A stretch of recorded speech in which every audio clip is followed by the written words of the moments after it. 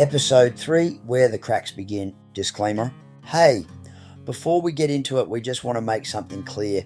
Yeah, this podcast isn't professional advice. We're not doctors, therapists, or mental health experts. We're just two mates having honest conversations, sharing my story, my experiences, and what's helped me survive things like PTSD, anxiety, depression, grief, and a whole lot of chaos in between. What works for one person might not work for another. So please take what you need, leave the rest, and always reach out to a professional if you need that extra support. We will start in a couple of minutes, so grab what you need: a coffee, tea, or just get yourself settled and kick back with Scott and myself, Michael. I thought I never could change. They said I never could change. Damn right, never would. Leave the light on.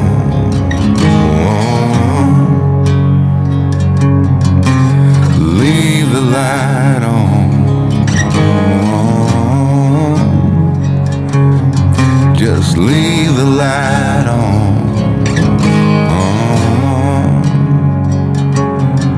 Yeah, leave the light on.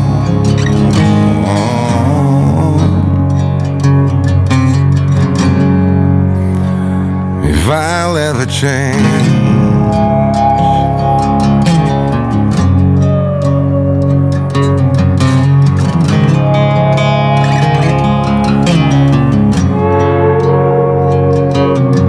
been dreaming of Nashville, Tennessee,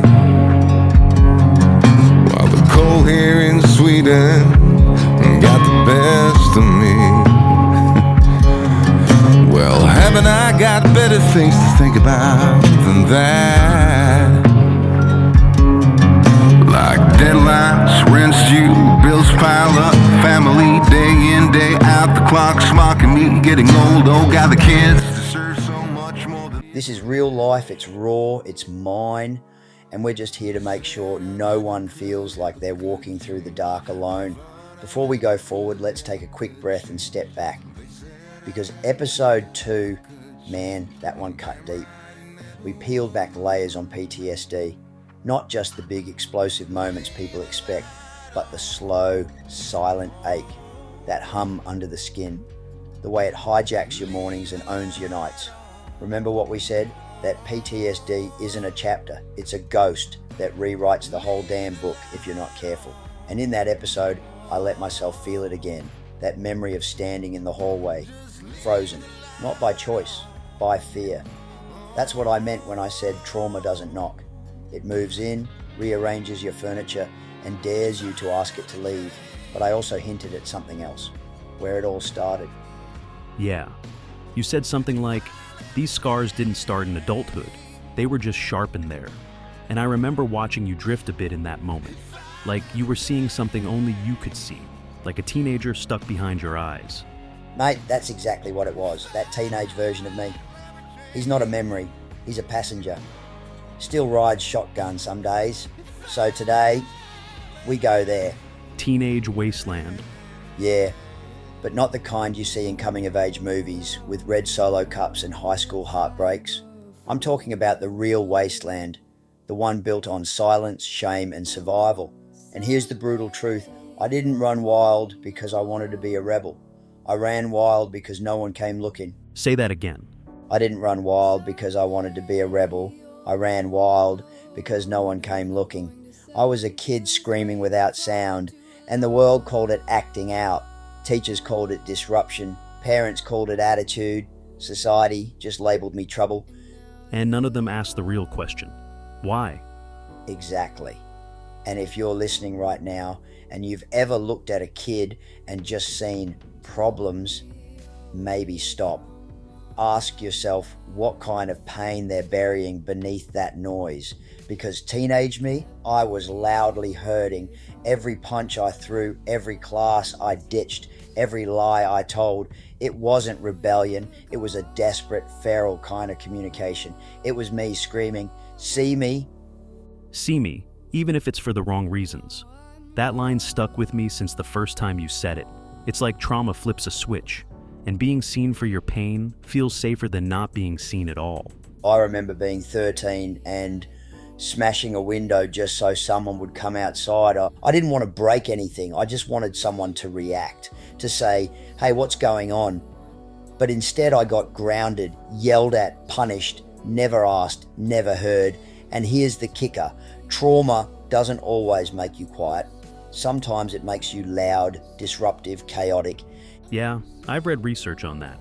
Most oppositional defiance in teens, the kids we label as the ones who can't be reached, is actually a form of self-defense.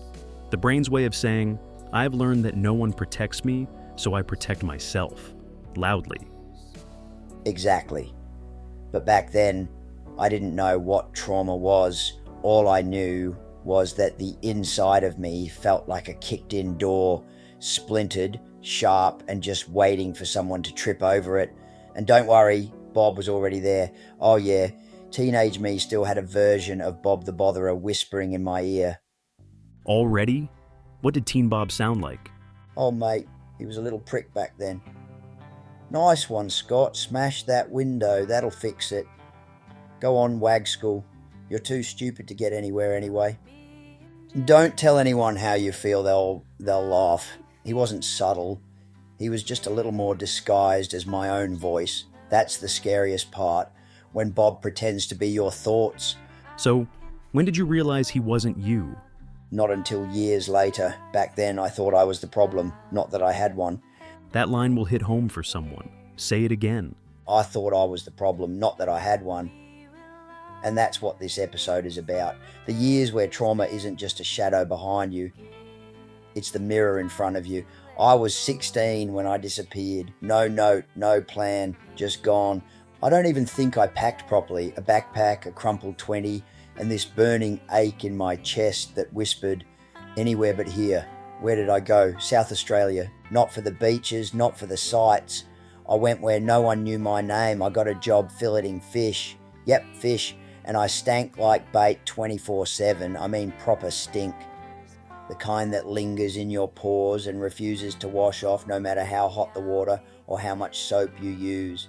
You know what's wild? Most people at 16 are stressing about maths tests or school formals, and you're just out there gutting fish, living like an adult before your brain even had time to catch up. Exactly. But here's what no one tells you about running away. You think you're chasing freedom, but really you're just begging for distance. I wasn't seeking adventure. I was escaping me, my past, my parents, my own bloody head. I thought if I ran fast enough, far enough, the hurt would stay behind like some kind of ghost that couldn't cross borders. But trauma's got a passport, mate, and it always flies first class. You ever feel proud of leaving? At first, yeah. I remember one morning standing outside the fish shed before dawn, hands frozen, watching the sky go from black to blue and thinking, no one here knows who I am, and that's the best feeling in the world. Because back home, I was the messed up kid, the burden, the one teachers rolled their eyes at, the one my parents barely tolerated. But here, in this weird coastal town where I stank like a bucket of snapper heads, I was just Scott. No reputation, no baggage, at least not the kind you can see. And that space must have felt like oxygen. It did for about 5 minutes, because here's the thing about pain, you can't outrun it. You can't leave it in a postcode or hide it under fish scales. Eventually, pain unpacks its bag and crawls into bed with you. That line. Pain unpacks its bag. Oof. Yeah, and it waits until you're alone. I'd lie awake some nights in this cramped little room above a bait shop, staring at the ceiling with my hoodie pulled tight, and Bob would crawl out of the cracks like he owned the joint. He followed you to South Australia? Mate, he booked the train ticket. He'd whisper things like, they didn't even notice you're gone. Maybe you're the problem, not them. You're just as invisible here as you were back home. And the worst part, he was right. No one called, no one came looking. I'm sorry. Nah, it taught me something important. There's a kind of grief that comes when you realise no one misses you. It hits different, not like heartbreak or losing a pet. It's the grief of knowing you could vanish and the world would just keep spinning. That's the one that stays in your bones. And look, I wasn't perfect. I made choices. that hurt people too. But I was still just a kid, Michael, a kid trying to outrun a past no one had helped me understand. And that silence, that total absence of connection, it messes with your wiring. So I stayed a few months, worked my fingers raw, saved nothing. Then one night I sat on the edge of a wharf, feet dangling above the black water, and thought, if this is freedom, why do I feel so caged? And what did you do? I went home, not because I wanted to, because I was tired of pretending I was okay. And guess what the first thing my old man said was? What? Thought you'd finally come to your senses? Not, are you all right? Not, we were worried? Just disappointment in a new tone. Mate, that just broke my heart. Yeah, me too, but it taught me something I carry to this day. Running might give you space, but it won't give you safety. Not unless you learn to build it inside, and I hadn't yet. That came years later, after breakdowns, after love lost, after grief that nearly took me. But this was the start. This was the first time I realized I wasn't running toward anything. I was just running from everything. All right, let's pause for a second, because this next part isn't just about looking back, it's about looking in. And I want to bring you all into it. So a few days ago, I asked you if you could say one thing to your teenage self, what would it be? And mate, some of the messages we got, they hit. Here's one from Jamie in Queensland. It reads, you are not the chaos around you. You don't have to fix anyone. You just have to survive. That line, you are not the chaos around you. Man, I wish someone had said that to me back then. That's wisdom right there. From someone who's clearly walked through some storms. And you don't have to fix anyone. That's a whole therapy session in one sentence. Exactly. So Jamie, thank you. You don't know how many people you just helped by sending that in. And it made me sit down and write one of my own. Took me a while, to be honest, because when I think of my teenage self, I don't just see a boy with a hoodie and attitude. I see a kid full of grief who had no words for what was breaking inside him. So here it is. Hey, little man, I know you feel like no one sees you. And yeah, it's not just in your head. You're hurting loudly.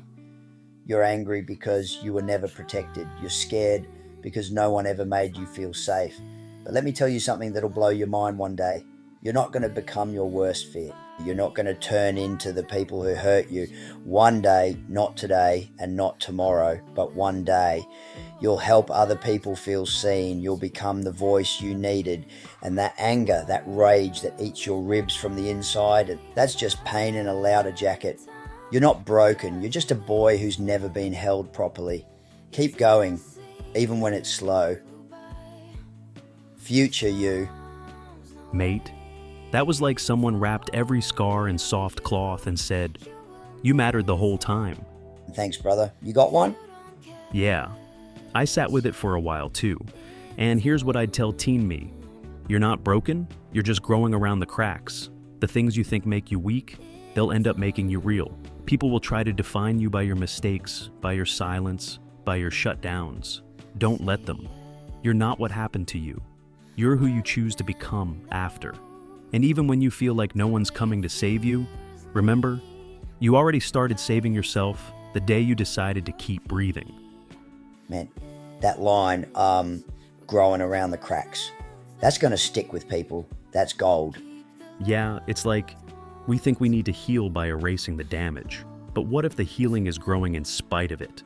Exactly, like those trees that grow sideways on cliffs, twisted, battered by the wind, but somehow still beautiful. So to everyone listening, I'm asking you now, what would you tell your teenage self? Write it down, send it to us. We'll read more of them next week. Or you can reply on Spotify. Just scroll down and drop it in the Q&A poll. And don't worry if it's not poetic. Sometimes the most powerful letters are just one sentence long. You made it. You didn't deserve what happened. It wasn't your fault. Whatever you need to hear now is exactly what your younger self needed back then. And if writing's too hard right now, just imagine the conversation.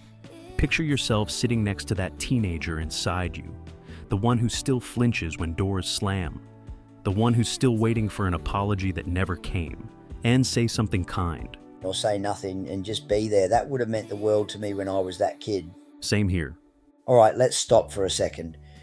Because this episode, this whole podcast really, isn't just about what happened to us. It's about what we needed back then. The voices we didn't hear, the love we didn't get, the truth we didn't know how to speak. So this segment, this one's for that scared, angry, confused teenage version of you and me, and anyone listening who's still carrying that kid around in their chest like a bruised heartbeat. A few nights ago, I put a call out. If you could tell your teenage self one thing, just one line, one truth, what would it be? And mate, you responded in a big way. I want to start with this one from Jamie in Queensland. She wrote, "You are not the chaos around you. You don't have to fix anyone. You just have to survive." Damn, that's not a letter. That's a life raft. Right, that first line. You are not the chaos around you. I didn't even know you could separate the two back then. The house was chaos, my head was chaos, school was chaos, so I thought I was chaos. But reading that, it reminded me that maybe I was inside the storm, not made of it. And you don't have to fix anyone? That's one I wish every teenager, and honestly, every adult, could tattoo on their heart. Because when you grow up around broken people, you start thinking you're the glue, but you're not. You're just a kid trying to hold sharp pieces with bare hands. And that hurts, Michael. It hurts deep and quiet. Now, I wasn't going to read mine, but I think I need to. This is what I'd say to teenage Scott, the one with cracked knuckles and a chip on both shoulders. Hey little man, you feel invisible. I know you think if you scream loud enough, someone might finally look. But let me say this first.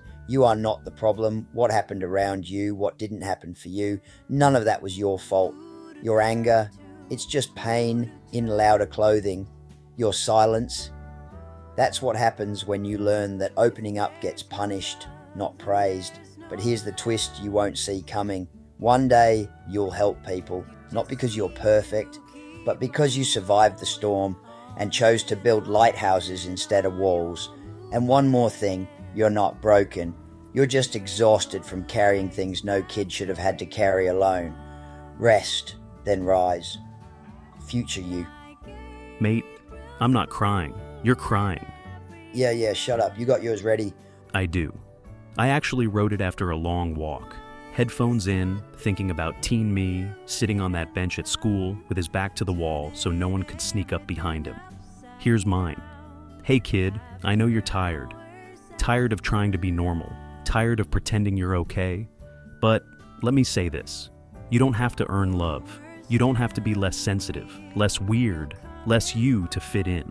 One day, the world will call what makes you different. Strength. But until then, just hold on. Even if it's by your fingernails. You're not alone, you're just early. And every scar will become a story someone else needed to hear. You matter.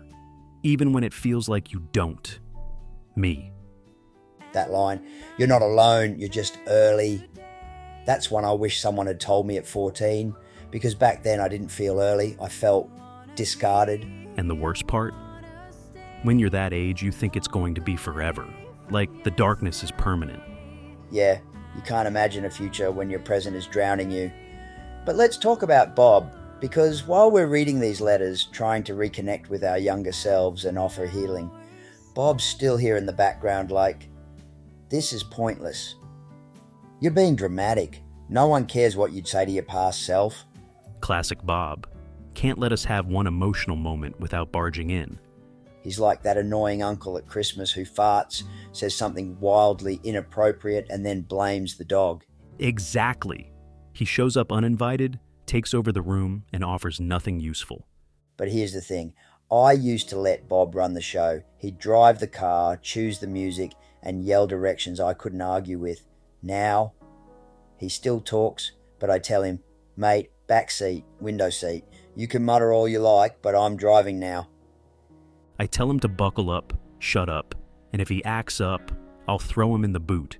You can't silence Bob forever, but you can choose not to obey him. So for everyone listening, if writing to your younger self feels weird or hard or pointless, that's probably Bob trying to convince you healing's a waste of time. Do it anyway. Write the letter, say the thing, even if it's messy, even if it's only for you, because healing isn't a poem, it's a decision. And if you need help starting, here's a prompt. You are not. Finish that sentence to your teenage self. You are not your trauma. You are not too much. You are not that they said you were.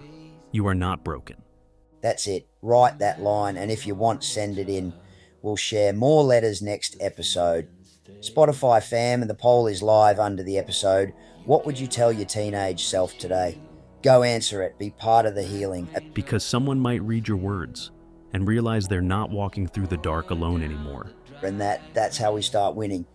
All right, so now that we've talked about our teenage selves, let's talk about who those teenage selves attach themselves to.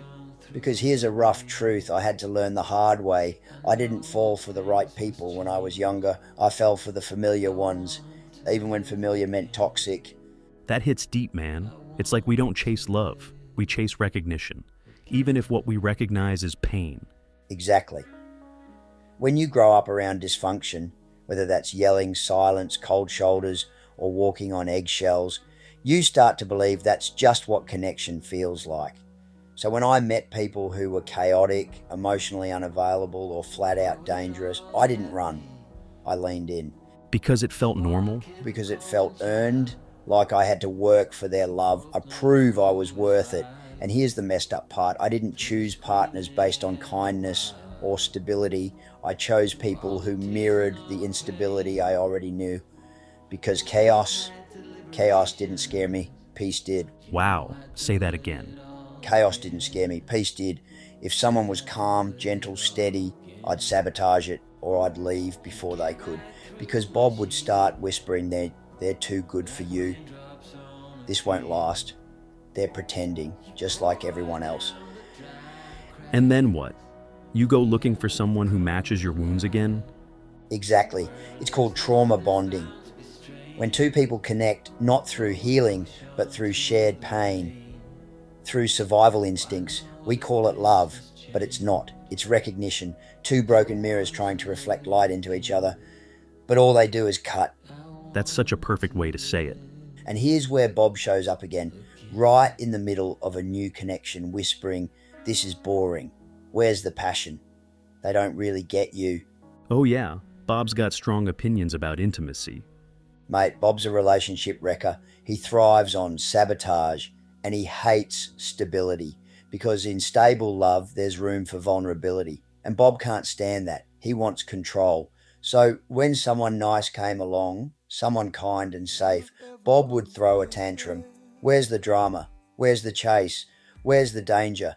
And if it wasn't there, I'd convince myself it was fake, or I'd push until they left. Or worse, I'd leave before they could. Because being abandoned hurts less if you do it first. Exactly. Control over pain feels safer than surrender to peace. And here's what really gets me looking back. Some of the kindest people I've ever known, I walked away from, not because they hurt me, but because they didn't. Man, that one hurts. But I know a lot of people listening are nodding along. If you've ever looked at a good thing and thought, this can't be real, you've probably got a Bob of your own. So to everyone listening, let me say this. It's okay if you didn't choose the best people when you were hurting. It's okay if you stayed in the wrong place too long. What matters is that you see it now, that you're learning to choose differently, even if it's scary. Because love isn't supposed to feel like drowning. It's supposed to feel like breathing after you've been underwater too long. That's a line worth writing on your mirror. Yeah, I wish I had. So if you're stuck in that loop, always picking chaos, always chasing the people who leave, just pause. Ask yourself, do I love them or do they just remind me of the love I never got? Because healing means learning the difference and choosing peace, even when it terrifies you. There's a night I don't talk about much, one of those quiet chapters that doesn't get a spotlight, but shaped everything that came after. I was 17, didn't have a home, not really. I was bouncing between places, crashing on couches, staying in houses that felt more like holding cells than homes, and this one night, I was in a place I shouldn't have been. People were using heavy stuff, not weed, not pills. I'm talking the kind of gear that rewires your soul if you let it in. And me? I was sitting on this busted couch, the kind with one arm missing and a stale smell you can't place. And I looked around. No one was talking. No one was really alive, just drifting in slow motion silence. And something in me, I still don't know what it was, it snapped. Like a voice inside? Exactly, but not words. Just a knowing, like, if I don't leave now, I won't leave at all. So I got up, no jacket, no bag, just walked out, middle of the night, cold enough to see my breath. I had nowhere to go, no plan, no number to call, but I kept walking. Found myself behind this old petrol station. There was this metal grate, a concrete patch, and a row of milk crates stacked against a wall, and that's where I sat. Man, just a kid, alone, outside, no one noticing. And here's the wild part. I wasn't crying, I wasn't angry, I was proud. Not proud of where I was, but proud that I'd walked away from something that would have destroyed me. That was the first time in my entire life that I chose me. You chose survival, not comfort. Exactly, because staying would have been easier. Warmth, distraction, a sense of belonging, even if it was poison. But that moment, sitting on cold concrete, listening to the buzzing neon sign above me flicker, I felt this strange peace. Because you finally listened to that voice inside you? Yeah, the one that didn't scream, it whispered. And of course, Bob was right there too. You'll be back. You think you're better than them? This won't change anything. Michael, bloody Bob, mate, he tried so hard to ruin that moment. But for once, I didn't argue with him. I didn't yell back, didn't reason. I just said, not tonight. And you know what? He went quiet, didn't disappear. He never really does. But he sat in the background and let me have that win. And I've carried that moment ever since. Because that night I didn't walk toward anything. I just walked away. And sometimes that's the first step toward becoming who you're meant to be. Mate, that story, that right there, is going to stick with people. I hope so. Because I think a lot of folks listening know exactly what that feels like. To walk out of something, a relationship, a house, a mindset, with no idea what's next. Just knowing you can't stay where you were. That kind of bravery, that deserves more credit. So if you're listening and you've had your own petrol station moment, message me. I want to hear it. Not because I have answers, but because sharing your win, even a quiet one, helps others find theirs. All right, mate. We've been deep for a while. I think we've earned a breather. Got a terrible one for me? Always. Why was the teenager always cold? Because he was going through a rough patch. That's so bad it's brilliant. That's like dad joke therapy. Exactly. No shame in a pun if it makes someone smile. When I was a teenager, I had this mate who used to say, if it doesn't make you groan, it's not worth telling. He'd love this podcast then. All right, let's switch gears. We got a question from Layla in VIC. She wrote, "Hey guys, I've got a teenage son who's shutting down the same way I did at his age. I try to talk, but he just closes off. How do I reach him without pushing him away?" Layla, first thank you. That question, it's not just a question, it's a reflection of love, of a parent who's trying even when it's hard. And trust me, I was that teenage boy. Back turned, hood up, headphones in, answering everything with, I'm fine. Here's what I'll say, don't force the door open, just be near it, stay close, quietly. Let him know your presence doesn't require performance. Yeah, don't try to fix the silence. Respect it. Exactly, because if you try to hammer through, he'll build a thicker wall.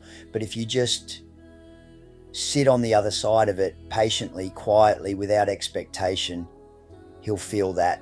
And when the moment comes, and it will, when the pain gets too loud inside him, he'll remember who didn't leave.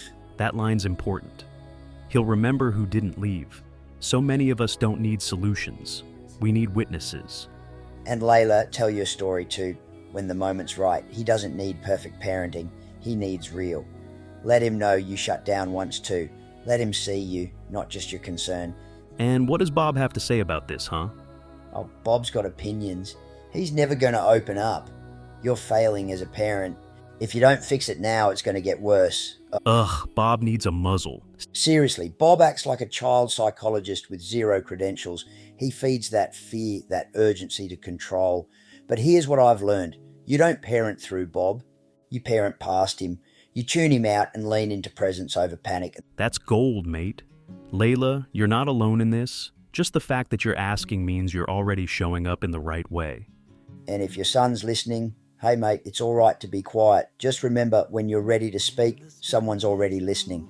All right, let's talk about the part no one talks about. Not the fight, not the smash, not the storm itself, but the silence after, the emotional recoil, the bit where the noise stops, but the damage is still hanging in the air like smoke after a house fire. That's the moment where your heart's thumping, but you don't even know why anymore. Yeah, and everything goes still, but not in a peaceful way. It's that shame stillness, the kind that wraps around your ribs and whispers, "What the hell did I just do?" I remember one time I'd punched a hole through a door, didn't even remember doing it, just blacked out with rage, and after it happened, I just stood there, breathing hard, staring at the splintered wood like it betrayed me. But the truth is, it wasn't about the door. It was about all the things I couldn't say, so I broke something instead. That's real. The body speaks when the voice can't. Exactly. And then comes the aftermath, that horrible combination of shame, guilt, and fear. You don't want anyone to see you, but you also don't want to be alone. It's like your brain doesn't know which way to turn. And that's when Bob shows up, yeah? Oh, mate, he doesn't show up. He parades in. "Nice work, genius." Now they hate you. Told you you're just like your old man. You think you deserve forgiveness? He hits hard. And worst part, he sounds like me. That's how he gets in it. That's the cruel trick. When Bob doesn't whisper anymore, he mimics your voice. Yeah. So you stop trusting your own thoughts. You start treating your recovery like it's part of the damage. Like, I'm not allowed to feel better. Not after what I did. So, what do you do in that moment? Honestly, sometimes I'd sit on the floor and just let it wash over me. Not in a dramatic way. More like I was numb, like the fight took everything out of me and left me hollow. But then I learned something. Recoil isn't failure, it's evidence. It means you care. It means you're not a monster. You're a human being who's hurting and who knows they hurt someone else. That's powerful, because we talk so much about the explosion, but rarely the echo. Exactly. And if you're listening right now and you've been there, standing in the ruin of your own outburst, let me tell you something I wish someone told me. You are not what you did in a moment of pain. You are not that one mistake. You are the one who feels the aftermath. And that means there's hope. Mate, that'll hit home for a lot of people. And listen, if you're someone who's on the other side of the recoil, if you love someone who explodes and then disappears into guilt, try not to shame them further. Let them know it's okay to come back to repair, because healing doesn't mean you never break. It means you come back to the pieces and you rebuild with kindness. There's this moment, and I reckon everyone who's ever battled with trauma or abandonment knows it. It doesn't come all at once. It creeps in quiet at first and like a fog through the cracks. And then it hits you like a brick to the chest. No one's coming, not your parents, not that friend you waited on, not the system, not the person who promised to love you forever, not the teacher, not the neighbor, not the universe, just no one. Man, that's a heavy truth. Yeah, and you know what hurts the most? It's not that they didn't come. It's that for the longest time you believed they would. You waited, you held on, you told yourself maybe they just haven't seen how bad it is yet. Maybe they just don't know how much I need them. But the clock keeps ticking and no knock comes at the door. That's the moment where childhood really ends. Not when you hit 18, but when you realize the cavalry isn't on its way. That'll cut deep for a lot of people. It should, because we don't talk about it enough. You get told, hang in there, help is coming. And that's a beautiful thought, but sometimes it doesn't happen. Sometimes the help you needed at 10 doesn't show up until you're 30, and it's wearing your face in the mirror. So, what do you do then? You make a choice. You either keep waiting, keep hoping someone else will fix it, or you start becoming the person you needed. And don't get me wrong, I still wanted saving. Even in my 20s, 30s, there was a part of me that just wanted someone to hold me and say, it's over now, you're safe. But that part had to learn that no one was coming in the way I imagined, so I became what I was waiting for. Mate, that's powerful.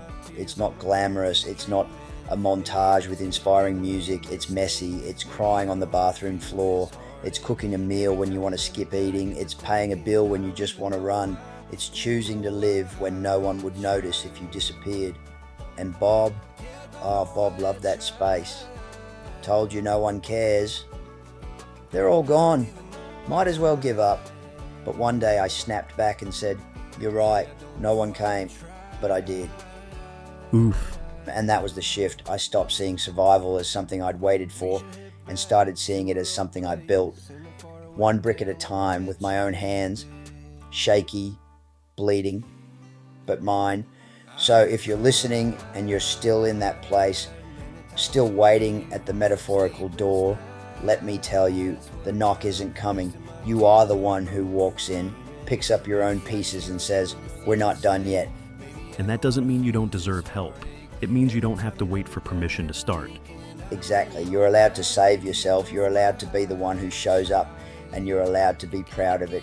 If you've made it here to the very end of this episode, take a second, take a breath, because this one was a journey from smashed windows and fish guts to lonely nights and quiet winds. We've walked through some heavy places together, and maybe, like me, you've carried a teenager inside your chest your whole adult life, a kid who's still waiting for someone to say, "I see you, I'm sorry, you didn't deserve that." If you heard something today that hit close, that made you feel less alone, that put words to something you didn't know how to say, then we've done our job. And just remember, you're not behind, you're not broken, you're just becoming. Even if it's slow, even if Bob's still in the back seat arguing about everything. Yeah, Bob's always running his mouth, but today you made it through an episode that he didn't want you to finish. That's something. So as we wrap up, here's the stuff that matters. And as the blades turned and the engine hummed and the night air hit my skin, I felt like I'd interrupted something. I didn't fix it, didn't solve it, but I interrupted it. That's powerful, mate. It's what I call a quiet victory. Nobody saw it. No one would have known if I hadn't said it right now, but I saw it. And that's what counts, because when you've spent your life waiting to be rescued, you don't realise that sometimes the biggest win is rescuing yourself before the spiral starts. And it's not always dramatic. It's subtle. It's walking the dog when you want to sleep. It's brushing your teeth even when no one's coming over.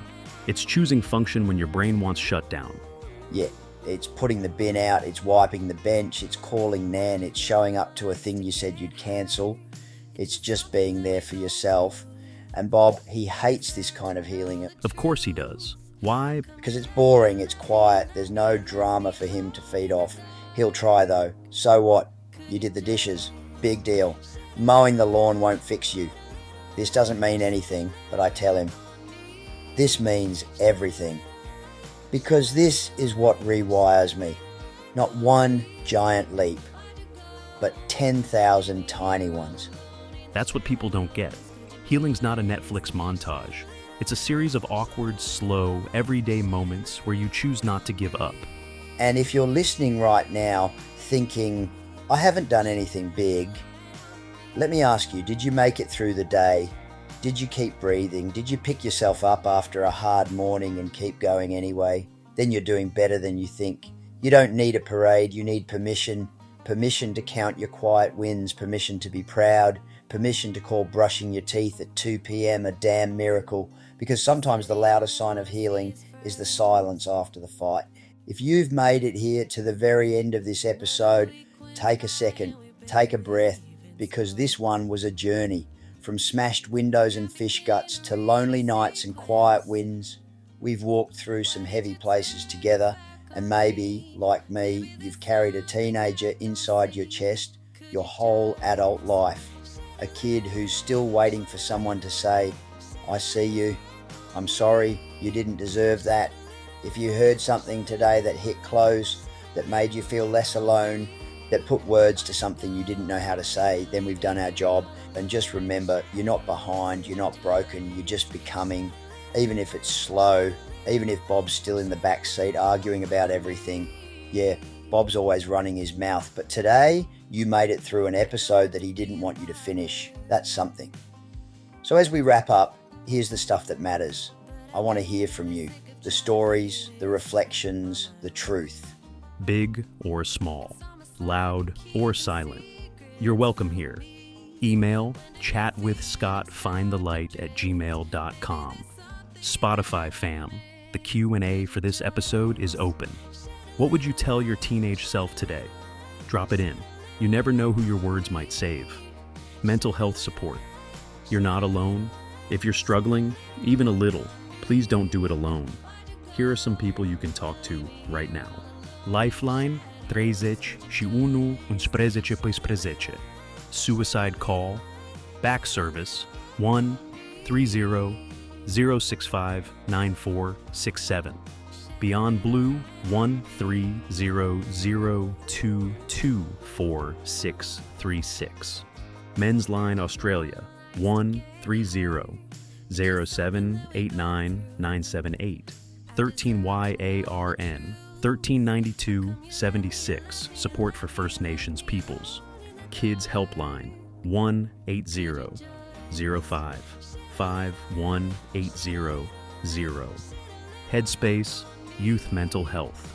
headspace.org.au.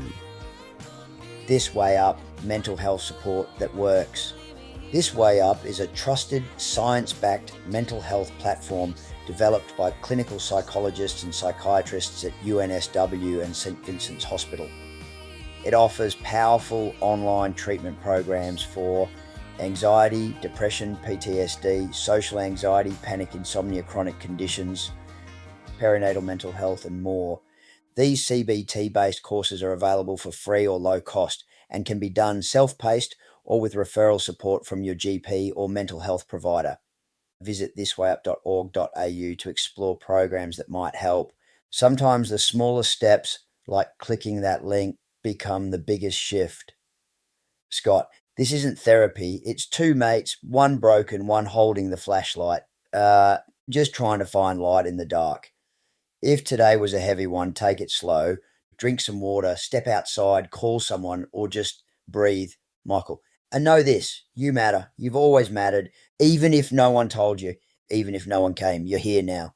Scott, we'll see you in the next one. Until then, keep fighting, keep learning, and above all, keep choosing yourself, even on the quiet days, because that's where healing lives.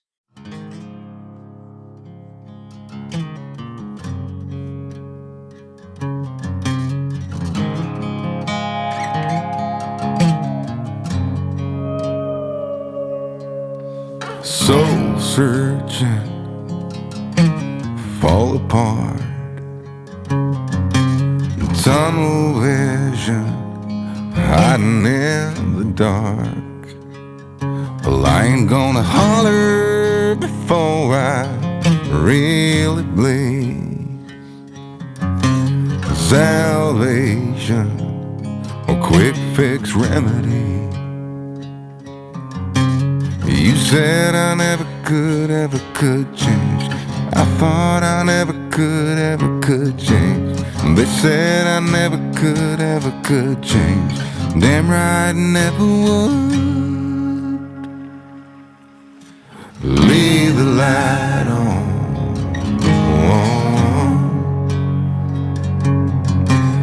Leave the light on.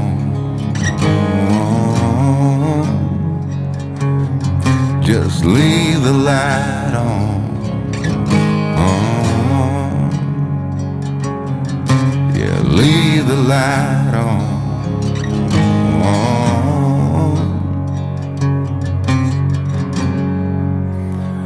If I'll ever change,